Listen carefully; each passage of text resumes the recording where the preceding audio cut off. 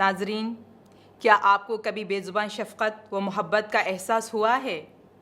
वो बेज़ुबान शफ़क़त व मोहब्बत जो हमारे बुज़ुर्ग, हमारे वालिदैन हमारे लिए रखते हैं।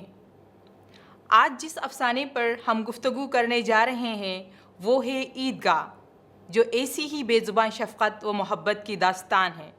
और इस अफ़साने को तहरीर किया है मुंशी प्रेमचंद ने। मुंशी प्रेमचंद जो उर्दू और हिंदी दोनों ज़बानों के एक बड़े अफ़साना निगार और इससे भी बड़े नावल निगार समझे जाते हैं। क़बल इसके कि हम अफ़साने पर गुफ्तगू करें, हम मुंशी प्रेमचंद का मुख्तसर तारुफ़ जानने की कोशिश करते हैं।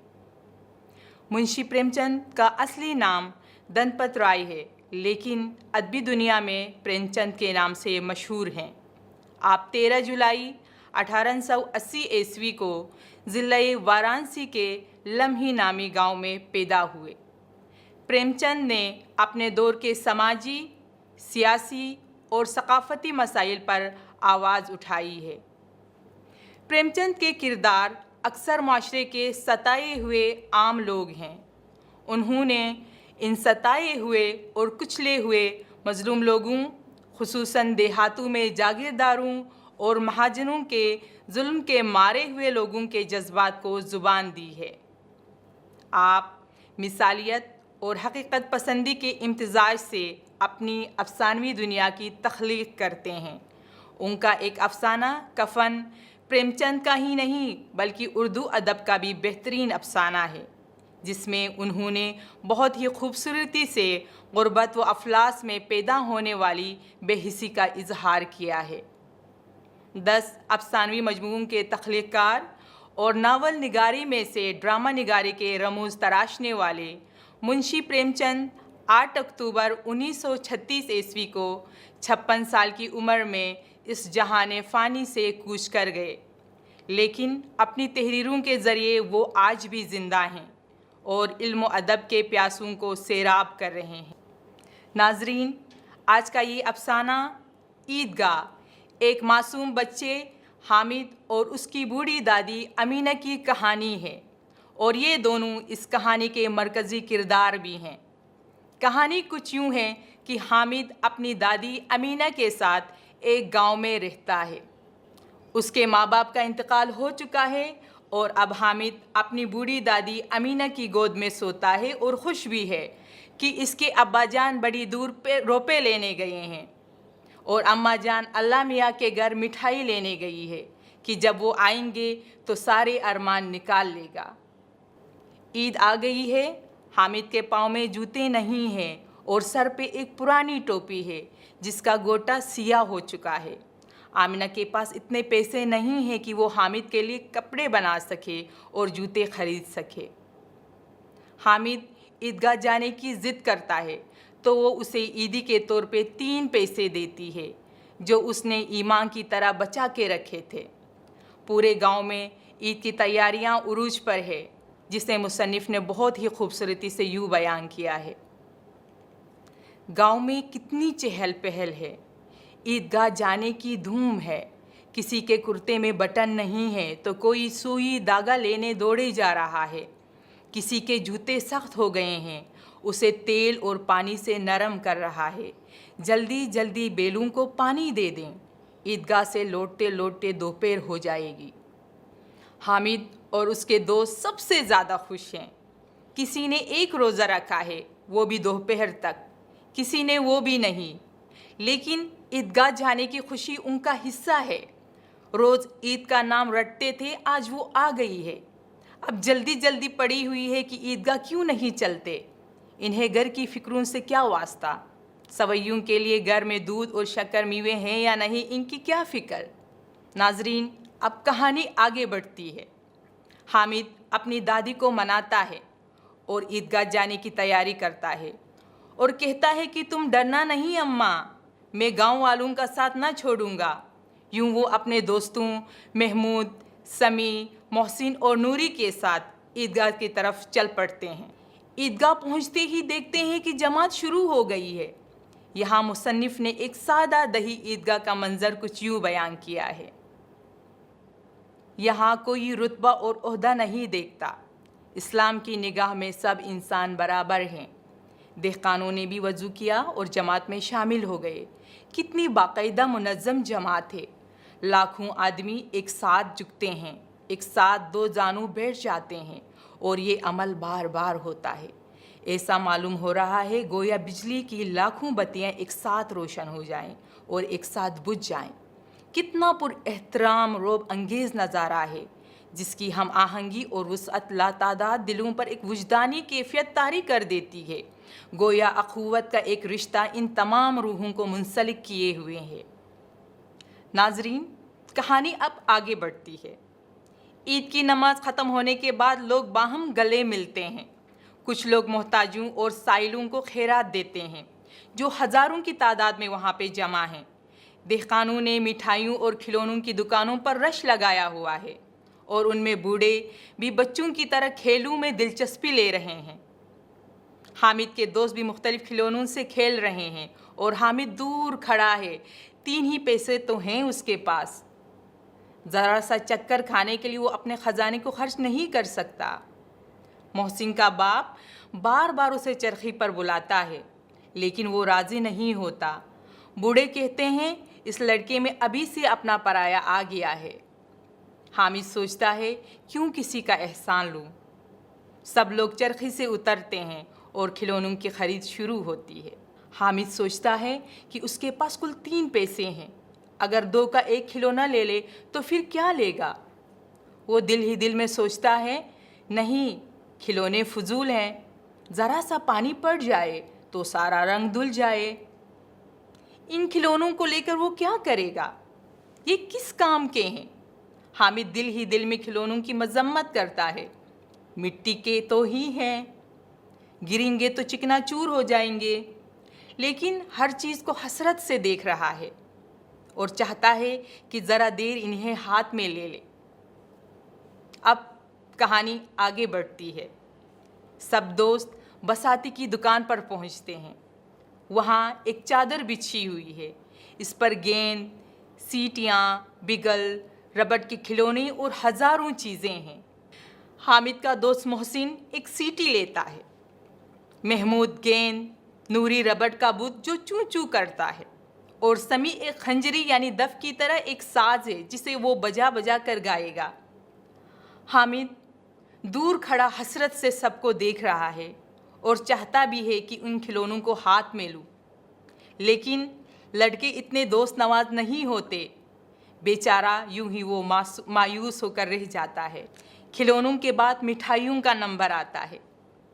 किसी ने रेवड़ियाँ ली है, किसी ने गुलाब जामुन, तो कोई सोहन हलवा मज़े से खा रहा है। हामिद हरीस निगाहों से सबकी तरफ देखता है। दोस्त समझ रहे होते हैं कि जब हमारे सारे पैसे खर्च हो जाएंगे तब ये मिठाई लेगा और हमें चिढ़ा चिढ़ा कर खाएगा, मगर थोड़ी देर में सब हैरान हो जाते हैं। यहाँ अफसाना एक नई करवट लेता है। हामिद लोहे की दुकान पे रुक जाता है जहाँ दस्ते-पना रखे हुए थे। दस्ते-पना यानी चिमटा, वो चिमटा खरीदेगा। माँ के पास दस्ते-पना नहीं है। तवे से रोटियाँ उतारती है तो हाथ जल जाता है।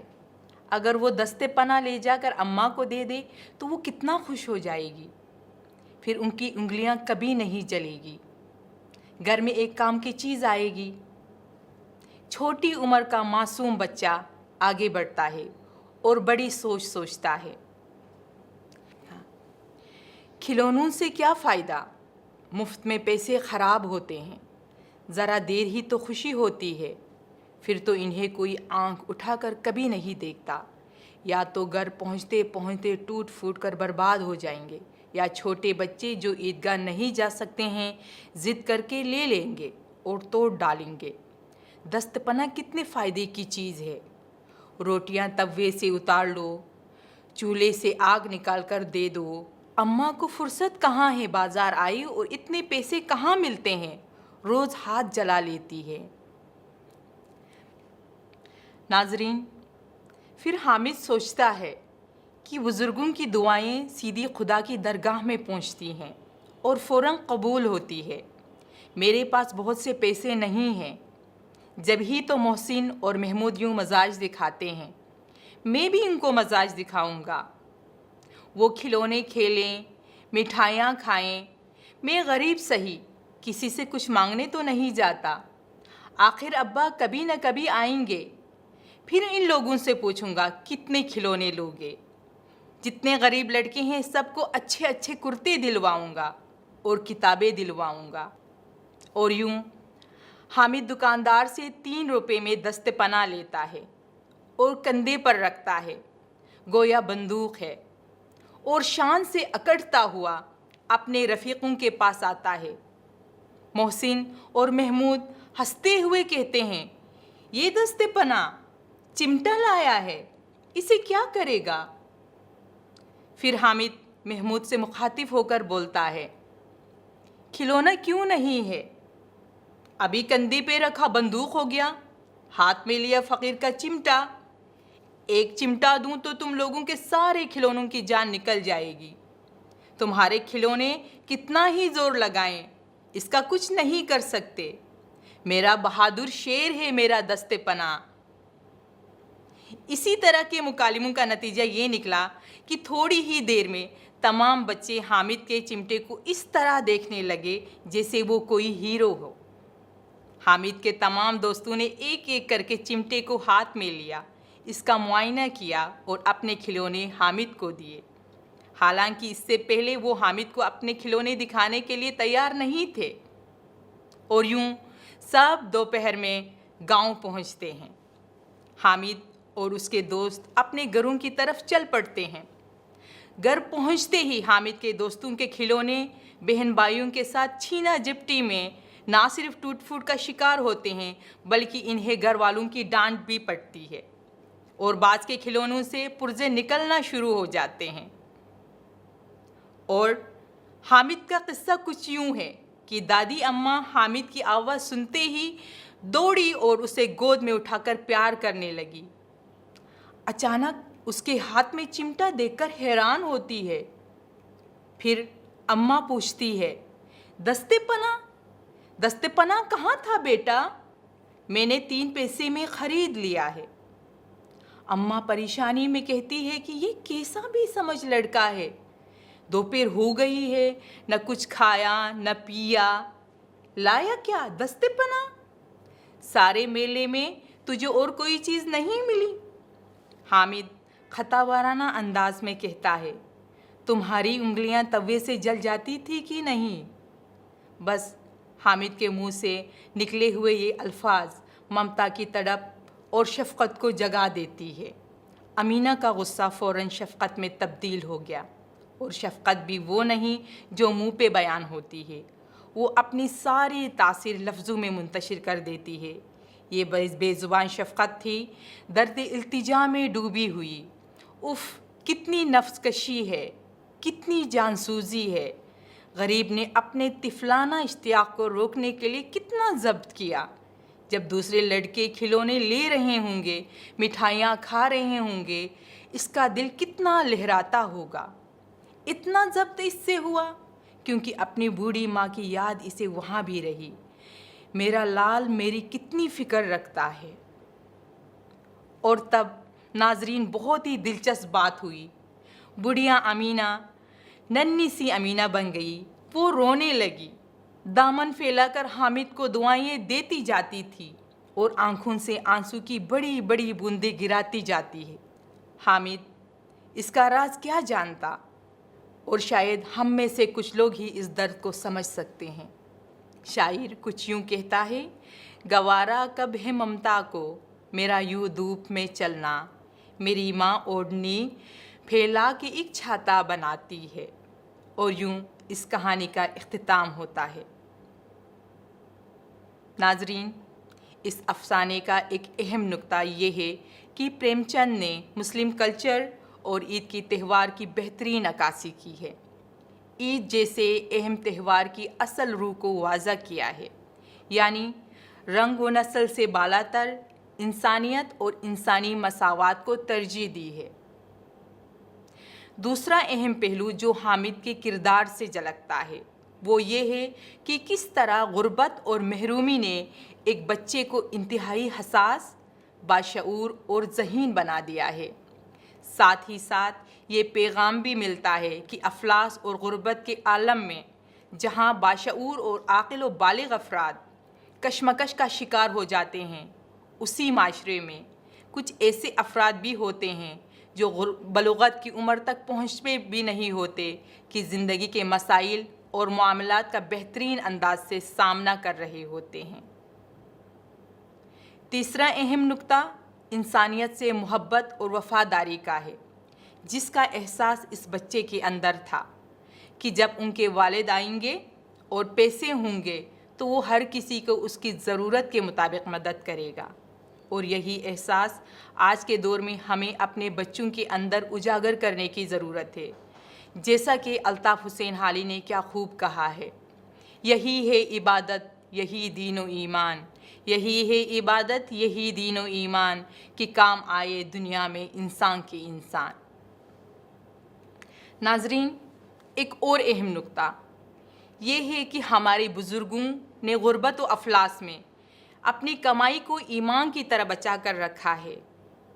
ہمیں جو کچھ بھی ان کی طرف سے ملتا ہے اس کو سمجھداری سے خرچ کرنا چاہیے، اور ساتھ ساتھ یہ بھی ایک اہم پیغام ہے کہ صرف معاشی برتری ہی آپ کے بچے کو حوصلہ مند نہیں بناتی ہے، بلکہ ماں باپ کی تربیت اور وہ اقدار جو گھر سے ملتے ہیں بچے کو حوصلہ مند اور پختہ ارادوں کے مالک بناتی ہے۔ آخر میں یہ ضرور کہوں گی کہ اس دلچسپ کہانی کے بعد آپ بھی اس افسانے کو پڑھنا چاہیں گے۔ پڑھیے، ضرور پڑھیے، اور اس کے اندر چھپے ہوئے پیغامات کو اپنی زندگی کا حصہ بنائیے۔ آپ کی توجہ کا بہت بہت شکریہ۔ اللہ حافظ۔